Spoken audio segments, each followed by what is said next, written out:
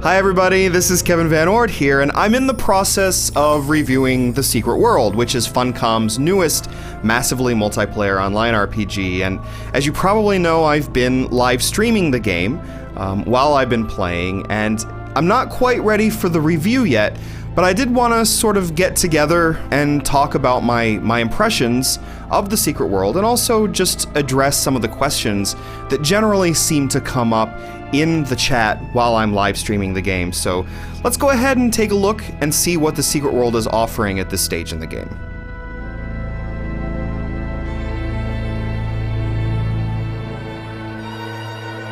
So question number one that comes up is what's good about The Secret World? What would make me want to play this game?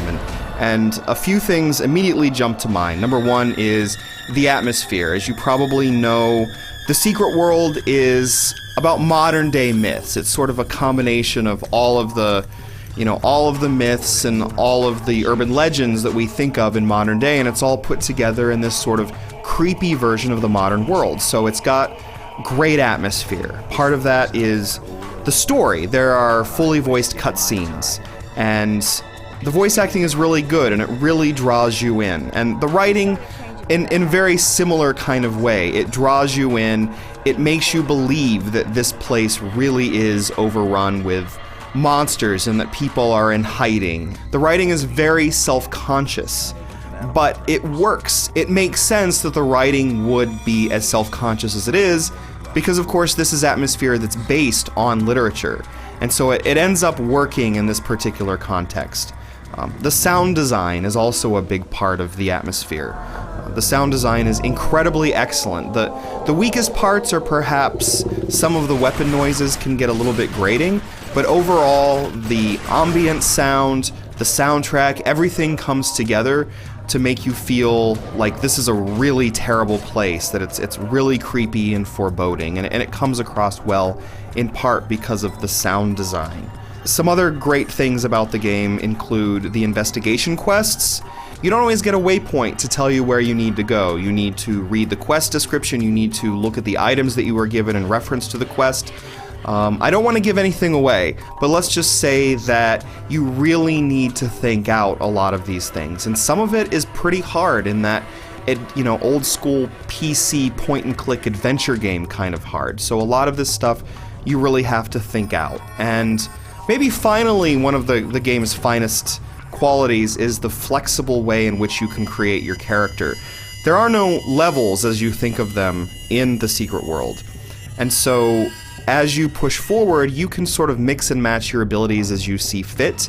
There are what are called decks, and those decks allow you to more or less put together a pre-made class, but you can really put together your abilities in any way that you want. And you're limited at any time to using 7 active abilities, I should say, and 7 passive abilities.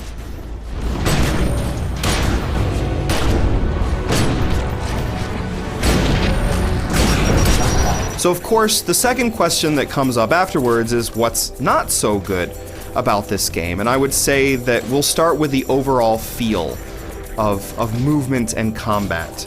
Everything is very floaty and inexact. Some of that comes down to the animations, which look a little odd much of the time. So there's a floaty feel. You sense that you're not moving across the ground so much as you're hovering over it and your legs happen to be moving. And when you're engaged in combat, it doesn't necessarily feel like you're making contact with your enemies.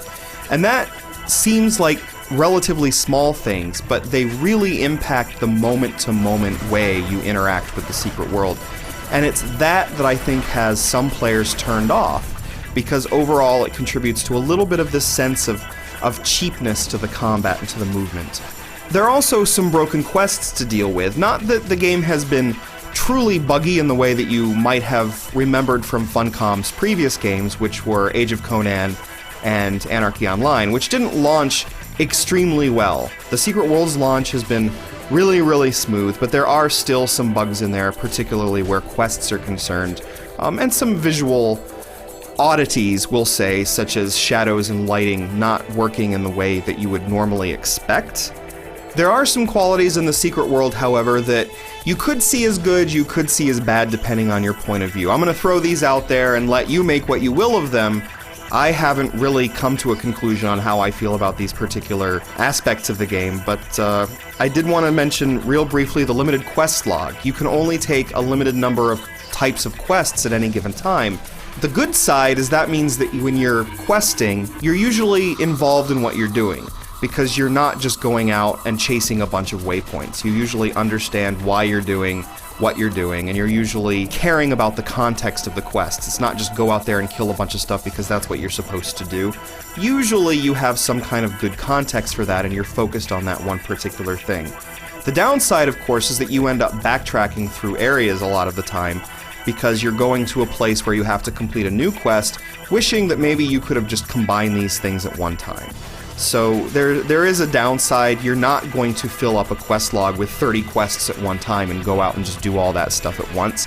You are going to take a few quests on at any given time and really be focused on doing those particular things. So you could see that as an upside in terms of being involved in what you're doing, but you could also see that as a downside in the sense that you don't feel like you're accomplishing as much in any given journey as you might be in another MMO. There's also the aspect of the real money store. You can spend real money on costumes. Now, how you dress in the secret world doesn't have any effect on your stats. So this is all just cosmetic. And you can spend real money on that stuff, but it comes across as a little bit of a cash grab in the sense that the secret world is not a free-to-play game. The secret world costs you money right off the shelf, and then you have to spend $15 a month as well. So when you also have the additional aspect of having a cash store, that can come across as feeling a little bit overboard.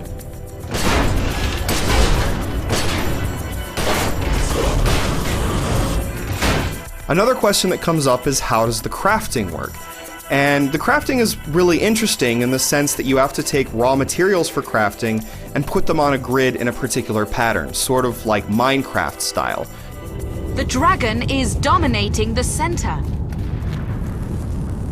Another question that comes up is, how is the player versus player? And I have limited experience at this stage with the PvP, but I can tell you this, there are 3 maps, one of which is a persistent map. So think of it maybe like Dark Age of Camelot's, 3-realm system, where the 3 different factions in the secret world, being the Dragon, the Illuminati, and the Templars, they come together to capture particular points of interest on this map, and it's always persistent. The other 2 maps are for one-off matches, and the PvP is fun, but this is sort of where the floaty movement in combat starts to really hurt the game, because when you're playing with a bunch of other players and you're not involved in the questing and you're not involved with the world, all you have is the moment-to-moment gameplay.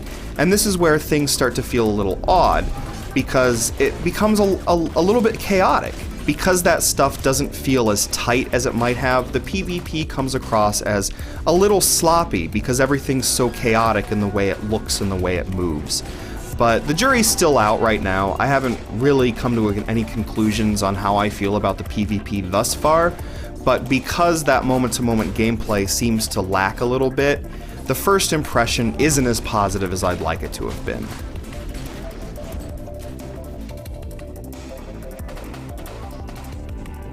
And finally, a question that comes up a lot is, so the secret world doesn't have levels, so how do you feel like you're actually making progress? And it's a good question, and actually the secret world does a really good job of making you feel like you're progressing, even though you don't have a number assigned to your level. So you have an experience bar, and you still earn experience as you play. And then when you reach particular spots, you earn more ability points and you earn more skill points. Ability points are used to buy new abilities and more powerful abilities, and skill points are used to upgrade the skills that you have, as well as to enable yourself to equip higher level talismans. Talismans are sort of like accessories in other RPGs. You don't actually equip gear in the sense that you don't equip armor and you don't equip things like that. Instead, you equip these talismans, and these talismans then influence your particular stats. So they might give you more hit points, they might allow you to take more damage or to do more damage. And so this is how the game is giving you a sense of moving forward. It is in some ways almost like you are leveling, you're just not given a number attached to your level. But you still are making progress through the game, and you still are able to earn more powerful abilities and still able to equip better and better talismans as you go.